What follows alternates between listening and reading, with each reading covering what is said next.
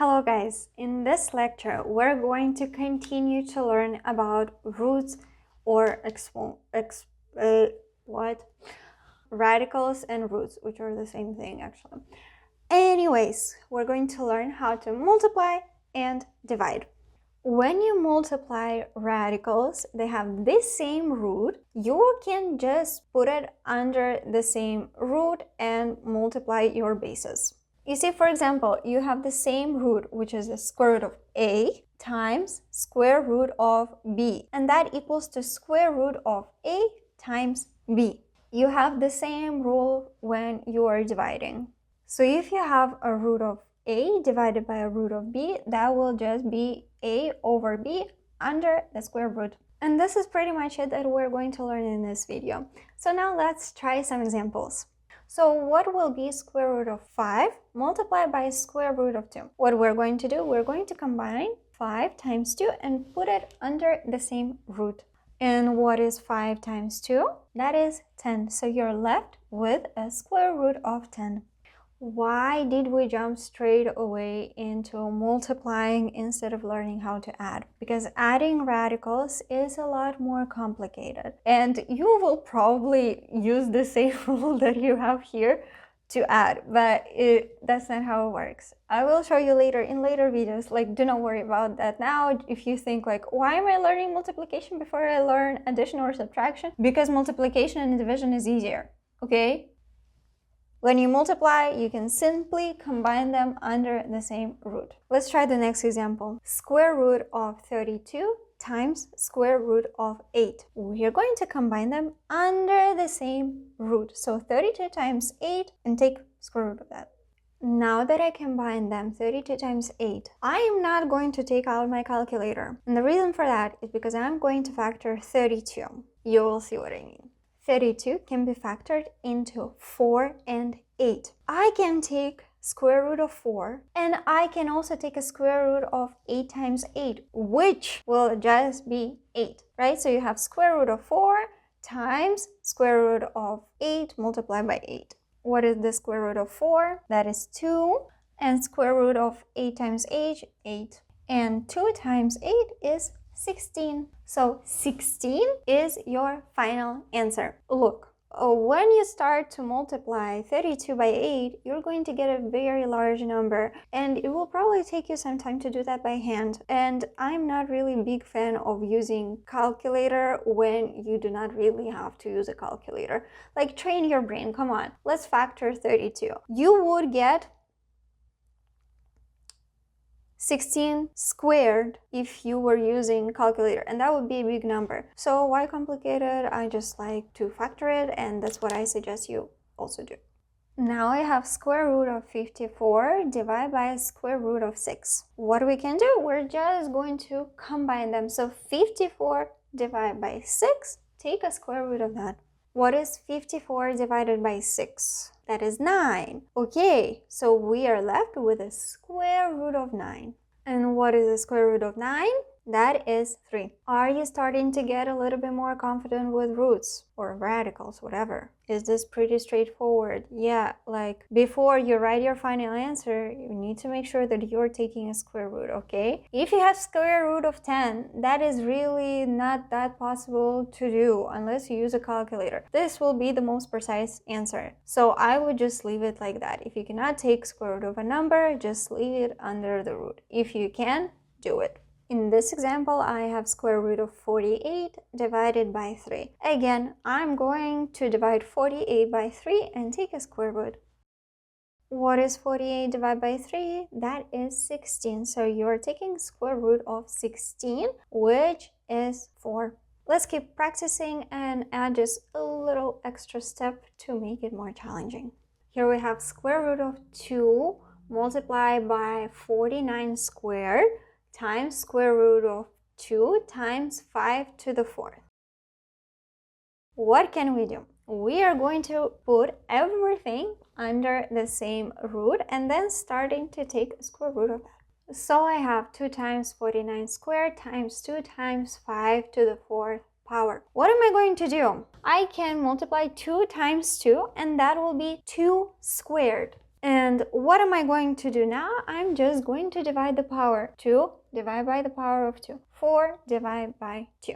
And you will be left with 2 times 49 times 5 squared. I'm not going to solve that right now. You can use calculator for this one. I don't think it makes sense to do it manually. Just use a calculator because that is going to be a big number. But you get the idea, right? You can just combine your multiples. Those are multiples, right? Yeah.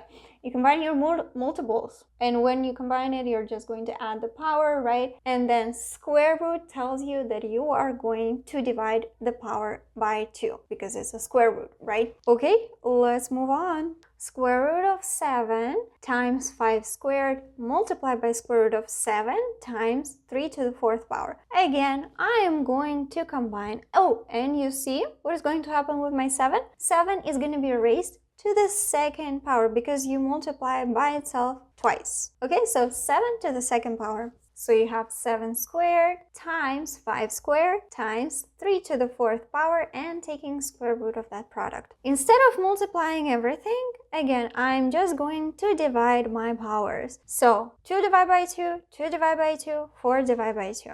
So I'm left with 7 times 5 times 3 squared. Again, you can just leave this like that and I'm not going to solve it, but I suggest if you have a calculator, just do it, okay? Or you can do it manually, honestly. That will be just 35 times 9. But I don't have time to do that right now. I do not also want to waste your time. Now let's get to a real challenge.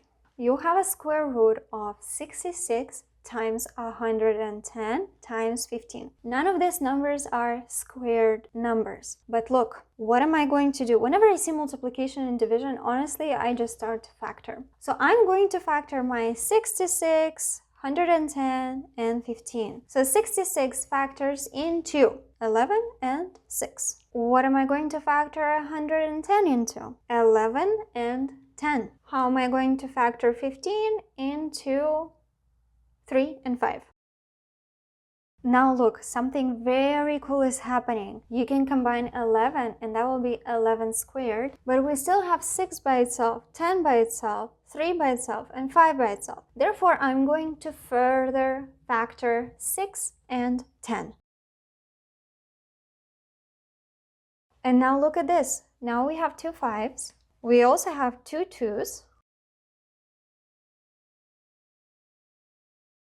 When you factor and then combine it together, you will have square root of 11 squared times 2 squared times 3 squared times 5 squared. Again, you can of course multiply these numbers individually and then take square root of that huge number. And I do not know right away what that big number will be. Like, I only know a handful of squared numbers, okay? So rather than doing it, I am going to factor and see which numbers are going to repeat and put them squared. And now, when I take square root of 11 squared, I'll be left with 11. When I take square root of 2 squared, that is going to be 2. When I take square root of 3 squared, that is going to be 3. And square root of 5 squared, that is going to be just 5. And that will be easier to multiply and you no longer have to take a square root. You will have 11 times 2 times 3 times 5. Let's multiply this.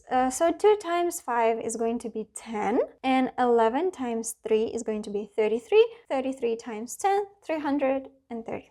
Look, if this feels challenging right now, that's fine. This is why I'm giving this lecture. We're starting from an easier concept, we're getting to a harder concept. Again, if you see that you cannot take square root of a number, try to factor it and then see if you can take square root of that number, okay? And now let's do our final challenging question.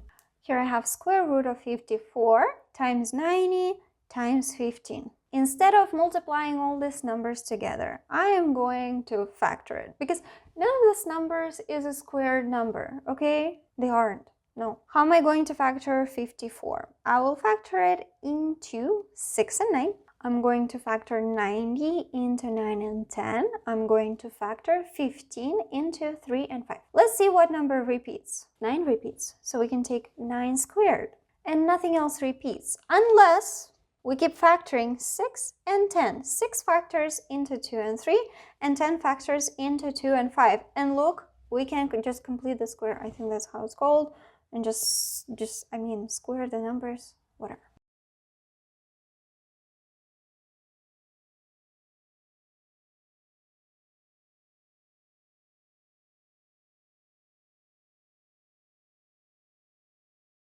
you're going to have square root of 9 squared times 5 squared times 3 squared times 2 squared. How did we get there? Let's do a full stop and go over. We had 54 times 90 times 15. I factored it and I combined the like terms. Okay, so I combined 9 with 9 and I have 9 squared. I combined 5 with 5. I have 5 squared. I combined 3 with 3. I have 3 squared, and I combine 2 and 2 and I have 2 squared. Now it's a lot easier to take square root of this number because you are going to just divide the powers.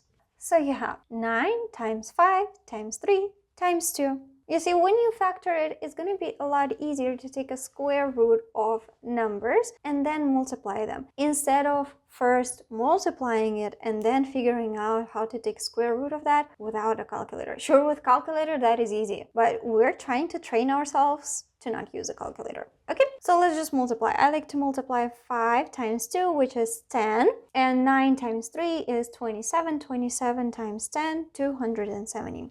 Alright, and this is it for our lecture for today. Again, if you see numbers multiplied under the radical, you can either separate them or you can keep them together or like combine them. If you're dividing radicals, you can keep them under the same radical, or again, you can separate them. Take square root of top, take square root of the bottom, like numerator, denominator. And then you can apply these rules to solve your equations. Anyways, if you have any questions, let me know. I hope this was helpful.